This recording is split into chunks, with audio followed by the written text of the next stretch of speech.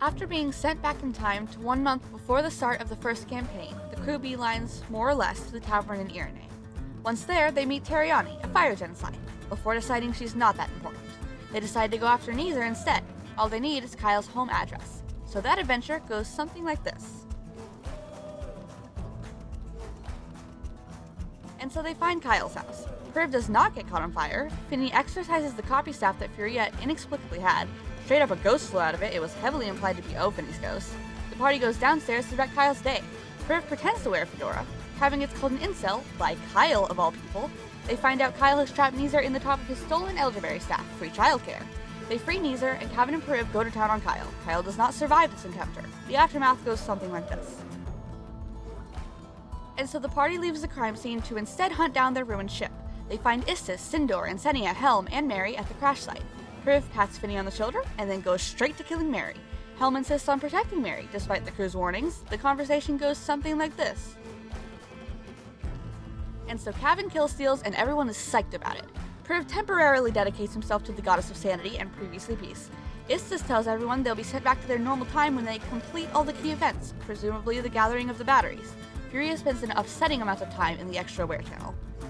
The crew returns to Terriani, who tells them about the Divine Key Splitter, a sword which can kill gods, and has 3 charges per day to do so.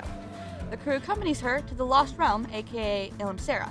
Once there, Priv and Finney fuse into Perenni and experience emotions. Airden deals with the betrayal of his god, Kevin battles some rats, and Neezer forces Furia to fuse with him. Nothing comes of it. Airden finds the Key Splitter. The crew visits the Argoteryx for a battery, drops by the underground halfling town for a battery, and then battles a tower mimic for Finney's wiring journal. Priv gets swallowed and feels unappreciated when no one but Finney seems to express any negative emotions about this, so that goes something like this. The crew wires the ship. They have 4 batteries and need 1 more to be able to safely fly. Priv divines that one of the batteries is in the Calbell Ravine by the home of the Carolots. The crew teleports there and then hops into the ravine to find a Dragonborn fight rave where a battery is being held as a prize. Airden yoinks it. Ojak and Syl show up in a sad prototype version of the ship. Finney spleefs Ojak and he dies. One of the batteries is in the bad ship, so the crew convinces Syl to install Airden's battery so they can fly home with a total of 2. She does that, and the crew flies home, now with 6 batteries. When the crew arrives back at the palace, all of the gods except Insenia are gone, and she is watching over Neezer. The world starts rumbling, and they get a summons from Avlin, the god of bonds, to the All Gods Temple.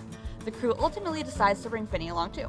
Before they go, Priv summons the dead Neezer to speak to him, and the crew learns that he was actually not the angry half of God Neezer. After they explain that they could not resurrect him, he's just sad, and tells them how he just misses them and wants to go home. Meanwhile, living Neezer gets pissy as all get out and starts listing off curse words to Furia, which goes more or less like this. Furia tries with Priv to fuse with Neezer to learn what he's on about.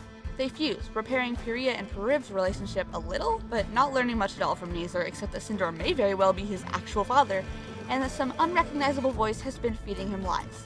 Airden and Kevin investigate the staff and learn that Istis and some other god put an enchantment on it, meant to keep alive someone that should have died long ago. It's time to visit the All Gods! Furia leaves her jacket behind with Neezer, promising to come back. Cute! At the temple, Zagig, god of unpredictability, greets them, and then teleports them each, excluding Finney, to one of the All Gods. Furia gains the support of the Traveler, god of change. Avlin respects Kevin, and speaks to him like a well-meaning boomer stepdad would speak to their loner stepson. Lyra, goddess of emotion, calls Istis a bitch, and likes Priv enough to offer to slow down time, just so he can talk to the homies. Also, she tells him that Istis can't foresee shit when Zagig is nearby.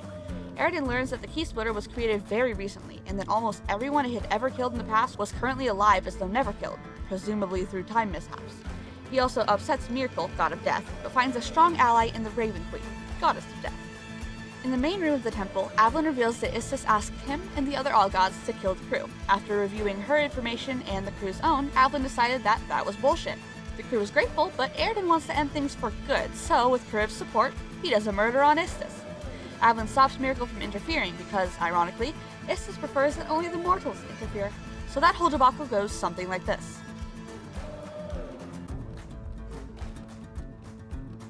Totally cool with Istis' death, since she conspired to cause the entire apocalypse and all, Avlin offers to reshape the crew's bonds to allow them to live safely in this plane, coexisting with the others. He also tells the crew that if they speak to him in their new timeline, which the Traveler will create for them, he may be able to give them safe access to both planes. The traveler rewrites the timeline to the crew's very vague preference, and they appear in the palace dining hall, where the traveler cryptically tells them to stay with each other and love each other no matter what. And that goes something like this.